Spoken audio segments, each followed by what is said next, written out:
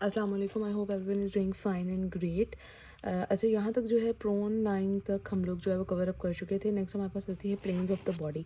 अच्छा, planes of the body में मैंने यूट्यूब पे यूट्यूब शॉर्ट वीडियोस जो होती हैं, यूट्यूब शॉर्ट्स मैंने लगा दी थी और उस पर आप लोगों का माशाल्लाह से बहुत अच्छा रिस्पॉन्स रहा है। उसमें मैंने प्रॉपरली इसको गाइड अप किया था कि प्लेन्स ऑफ द बॉडी जो है वो क्या है, जिसमें हम बॉडी की मूवमेंट कर सकते हैं। ठीक है, वो प्लेन्स होते हैं बॉडी के। अच्छा, उसमें हमारे पास डिफरेंट प्लेन्स आ जाते हैं। सैजिटल प्लेन आता है सबसे पहले। सैजिटल प्लेन हमारा वो प्लेन होता है जो कि बॉडी को आपका बॉडी को लेफ़्ट और राइट में जो है वो डिवाइड कर देता है। वो आपका सैजिटल प्लेन होता है। ठीक है, बहुत इजी सी बात है, कोई इतनी इसमें हार्ड एंड फास्ट रूल नहीं है। अच्छा, जो मूवमेंट्स आपकी राइट और लेफ़्ट पार्ट की में बॉडी की डिवीजन में आ जाएंगी उसको आप क्या कह देंगे, आपका सैजिटल प्लेन हो गया। ठीक है, उसके बाद आपका आता है कोरोनल प्लेन।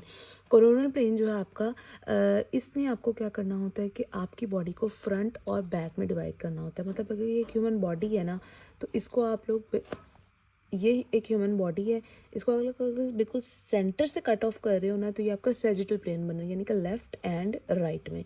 लेकिन अगर इसको आप लोग बिल्कुल इस तरीके से कट कर रहे हो, लाइक ये एक पेंसिल है मेरे पास, ठीक है, इसको मैं अगर बिल्कुल सेंटर से कट कर रही हूँ, मीडियली इसको कट कर रही हूँ, ये हमारा सैजिटल प्लेन में कटिंग होगी। लेकिन अगर मैं इसको ऊपर से यहाँ से ऐसे करके कटिंग करूँगी, ऐसे करके हाफ कर दूँगी, तो ये हमारे पास क्या हो जाएगा, कोरोनल प्लेन, यानी कि कोरोनल पॉइंट ऑफ व्यू से मैंने इसको हाफ किया है। और वो बॉडी को क्या करते हैं, फ्रंट एंड बैक में डिवीजन कर देते हैं। बहुत इजी सी बातें, कोई इतनी हार्ड एंड फास्ट नहीं है ये। ठीक है, उसके बाद आ जाता है हमारे पास ट्रांसफर्स प्लेन। ट्रांसफर्स प्लेन जो है आपका बहुत ईजी आपका प्लेन है, वो प्लेन है आपका जो कि बिल्कुल सेंटर से पास ऑन होता है। ठीक है, मिडल, यानी कि ये चीज़ है, इसको हाफ में डिवाइड कर देंगे, आपका क्या बन जाएगा, ट्रांसवर्स प्लेन आ जाएगा। ठीक है, उसके बाद हमारे पास दो बातें आती हैं, एक ट्रांसवर्स सेक्शन होता है या फिर क्रॉस सेक्शन जैसे आप बोलते हैं। ठीक है, ट्रांसवर्स सेक्शन और क्रॉस सेक्शन क्या होता है, किसी भी ऑर्गन, जब किसी ऑर्गन की आप बात करते हो ना, ठीक है, ऑर्गन या किसी स्ट्रक्चर के, किसी भी तरह के स्ट्रक्चर में से जब आपने क्रॉस सेक्शन की सेक्शनिंग की आप बात करते हो, तो उसमें आप जब उसके लॉन्ग एक्सेस को राइट एंगल पे आप लोग उसको जो है कट ऑफ करोगे, तो आपका वो ट्रांसफ़र सेक्शन या फिर क्रॉस सेक्शन बन जाएगा। ठीक है, ये बेसिकली हमारे पास जो है वो ब्रेन वगैरह के लिए यूज़ होता है। ठीक है, जैसे आपके एमआरआई वगैरह होते हैं उनमें। उसके बाद आपके ओब्लीक प्लेन, नेम से पता चल रहा है ओब्लीक है, मतलब कि तिरछा होगा, टेढ़ा होगा। ठीक है, ये आपका किसी भी एंगल पे लाई कर सकता है। उसके बाद हमारे पास आता है basic organisation of the body. अच्छा, ये बात हर बच्चे को छोटी क्लास से पढ़ा दी जाती है कि सेल जो होता है वो basic structural and functional unit of life है। ठीक है, स्ट्रक्चरल एंड फंक्शनल यूनिट जो है वो सेल है हमारा। ठीक है, इसने ही मेजर काम करना होता है। सेल ही कंबाइन होकर आपके टिश्यूज़ बन रहे हैं, डिफरेंट चीज़ें बन रही हैं। ठीक हो गया।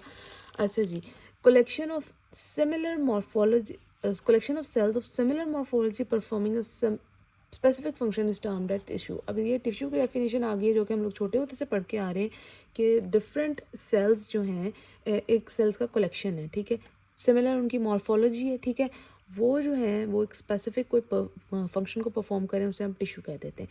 अब टिश्यू जो है हमारे पास 4 बेसिक टाइप्स के होते हैं, जिसमें आपके एपिथेलियम टिश्यू आते हैं, आपके कनेक्टिव टिश्यूज़ आते हैं, आपके मसल टिश्यू आते हैं, आपके नर्वस टिश्यूज़ आते हैं। ठीक है, अब क्या होता है कि डिफरेंट टिश्यूज़ जो हैं, जैसे ही टिश्यूज़ जो हैं वो डिफरेंट टिश्यूज़ मिलकर जो है वो एक क्या कहते हैं, एक स्पेसिफिक फंक्शन को परफॉर्म कर रहे होते हैं, उसको हम कह देते हैं ये ऑर्गन बन गया आपके पास। ठीक है, फॉर एग्जांपल आपका बोन बन जाती है, आपके मसल्स बन गया, आपका हार्ट बन गया, स्टमक बन गया, ब्लैडर, यूरिनरी ब्लैडर वगैरह बन गया। ठीक है, और अब उसके बाद क्या होता है कि जब डिफरेंट टिश्यूज़ जो हैं वो क्या बना देते हैं, ऑर्गन। अब ऑर्गन जब कंबाइन अप होते हैं तो वो हार्मोनियसली जो है वो वर्क करके डिस्चार्ज करने, कुछ चीज़ें डिस्चार्ज हो रही होती है। फॉर एग्जांपल आपकी एलिमेंट्री कैनाल है, आपका डाइजेस्टिव सिस्टम है। ठीक है, उसने डिस्चार्ज करना है उसका फंक्शन।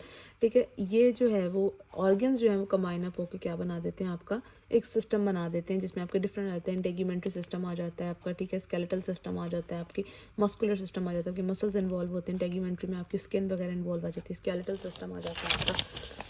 ठीक है, उसके बाद कार्डियोवास्कुलर सिस्टम है आपका, रेस्पिरेटरी सिस्टम है, डाइजेस्टिव सिस्टम है, यूरोजेंटल सिस्टम है, डिफरेंट सिस्टम्स आपके आ जाते हैं। ठीक है, सारे के सारे जब सिस्टम्स कोऑर्डिनेट करके वर्क करते हैं, ये सिस्टम इससे, ये सिस्टम इससे, डिफरेंट सिस्टम्स जो हैं सारे के सारे जो हमारी बॉडी में वर्क कर रहे हैं, कोऑर्डिनेट करके जो वर्क कर रहे होते हैं, तो वो आपका क्या बना देते हैं, एक नॉर्मल ह्यूमन बॉडी। ठीक है, अब टोटल आपने यहाँ से लेके यहाँ तक जो है वो ह्यूमन बॉडी की ऑर्गेनाइजेशन पढ़ ली है, ठीक है। सिंपलेस्ट ऑर्गेनाइजेशन जो है ना, हम लोग अगर बात करें टिश्यूज़ की, तो वो हमारे पास जो होती है ना, मेम्ब्रेन्स होती हैं, ठीक है। बहुत सिंपलेस्ट में जाके आप पढ़ना चाहें तो आपकी मेम्ब्रेन्स आ जाती हैं। और हमारे पास जो है ना वो 3 तरह की मेम्ब्रेन्स है, एपिथेलियल मेम्ब्रेन है, फाइब्रस मेम्ब्रेन है और सिनोवियल मेम्ब्रेन है। मेम्ब्रेन्स को आप 3 में डिवाइड करते हैं हम लोग, ठीक है। सबसे पहले आती है एपिथेलियल मेम्ब्रेन।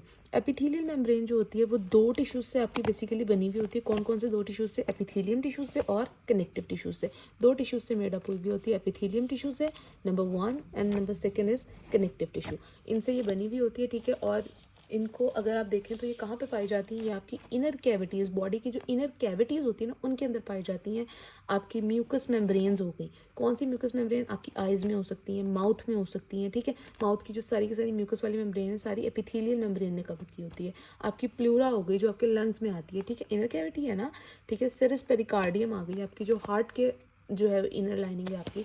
पेरिटोनियम है, आपके अपेंडमा है, ठीक है। ग्लायल सेल्स जो हैं वो वेंट्रिकल्स के सेंट्रल नर्वस सिस्टम के अंदर जो ग्लायल सेल्स हैं उसको भी उन्होंने कवर किया हुआ होता है। उसके बाद आती है कि फाइब्रस मेम्ब्रेन, ये तो थी आपकी एपिथेलियल। फाइब्रस मेम्ब्रेन जो है वो आपको इसके नेम से पता चल रहा है, थोड़ी सी इसके अंदर फिब्रोसिटी होगी, इलास्टिसिटी टाइप काइंड ऑफ चीज़ होगी, ठीक है। ये आपकी मेम्ब्रेन जो होती है सिर्फ और सिर्फ कनेक्टिव टिश्यू से बनी होती है। एपिथेलियल किससे बनी हुई थी? एपिथेलियम से और कनेक्टिव टिश्यू से, जबकि फाइब्रस मेम्ब्रेन सिर्फ और सिर्फ कनेक्टिव टिश्यू से बनी हुई होती है। इसमें आपकी कौन कौन सी चीज़ें आती हैं? आपके फेशियाज आते हैं, ठीक है। आपके फेशिया जो है वो उन्होंने आपका कवर अप किया होता है आपके ऑर्गन्स को डिफरेंट। आपका कैप्सूल्स आते हैं जॉइंट के, ठीक है, डिफरेंट जॉइंट के कैप्सूल्स आ सकते हैं आपके। और आपकी मेनिंजेस, ब्रेन की जो मेनिंजेस हैं आपकी, ठीक है, वो आती हैं। आपके पेरियोस्टियम आता है, आपका पेरिकॉन्ड्रियम आता है। पेरियोस्टियम में हमारे क्या आ जाती है? हमारी वेस्कुलर कनेक्टिव टिश्यूज़ आ जाती हैं डिफरेंट, ठीक है। वेजल्स और कनेक्टिव टिश्यूज़ वगैरह आ जाती हैं। पेरिकॉन्ड्रियम में हमारे पास क्या आता है? हमारे पेरिकॉन्ड्रियम हमारे पास वो होता है जो कि हमारे कार्टिलेज को एनवेलप किया होता है जिसने। उसके बाद आती है हमारी synovial membrane. Third and the last membrane is synovial membrane. Synovial membrane आपकी जो होती है, नेम से इंडिकेट कर रहा है साइनोवियल, मतलब एक फ्लूइड होता है ये, ठीक है।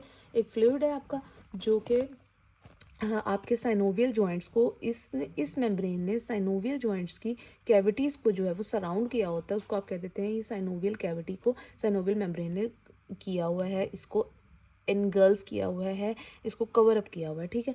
और इसके अंदर जो एपिथेलियल लाइनिंग नहीं होती है, ठीक है। आपका जो नेम से पता चला साइनोवियल मेम्ब्रेन है, इसने साइनोवियल जो फ्लूइड है साइनोवा, इसने उसको रिलीज़ करना होता है। उसका काम क्या होता है? उसने लुब्रिकेशन प्रोवाइड करनी होती है। आपके जब जॉइंट की मूवमेंट होती है, ये जॉइंट है, इसमें मूवमेंट हो रही है ना, तो किसी भी जॉइंट में जब मूवमेंट हो रही होती है, साइनोवा जो है आपका फ्लूइड है, उसने क्या करना होता है? आर्टिकुलेशन प्रोवाइड करनी होती है। बेसिकली उसने लुब्रिकेशन प्रोवाइड करनी होती है, आर्टिकुलेशन नहीं, लुब्रिकेशन प्रोवाइड करनी होती है, ठीक है। अच्छा, उसके बाद उन्होंने एक बहुत ही ईजी में आपको एक फ्लो चार्ट टाइप था उन्होंने बना दिया। उसमें उन्होंने बताया कि आपकी बॉडी जो है वो बाहर तरफ से, मतलब स्किन की तरफ से अगर आप अंदर की तरफ जाना शुरू हो जाओ तो क्या क्या आपको मिलता है देखने को, ठीक है। ये स्किन है, इससे शुरू कर दो आप, नीचे तक आपको क्या मिलेगा? तो सबसे पहले आपकी स्किन है जो कि 2 to 3 मिलीमीटर थिक होती है, ठीक है।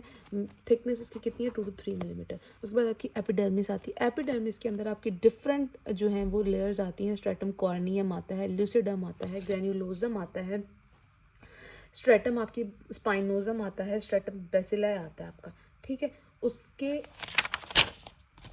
बाद आपके पास आ जाती है कॉर्नियम यानी कि डर्मिस। आपकी जो स्किन है, बेसिकली ये वाली जो आपकी स्किन है ना, इसको हमने इन्होंने 2 पार्ट्स में डिवाइड किया होता है स्किन को, एपिडर्मिस में और डर्मिस में। सबसे पहले वो हमारी थी क्या थी?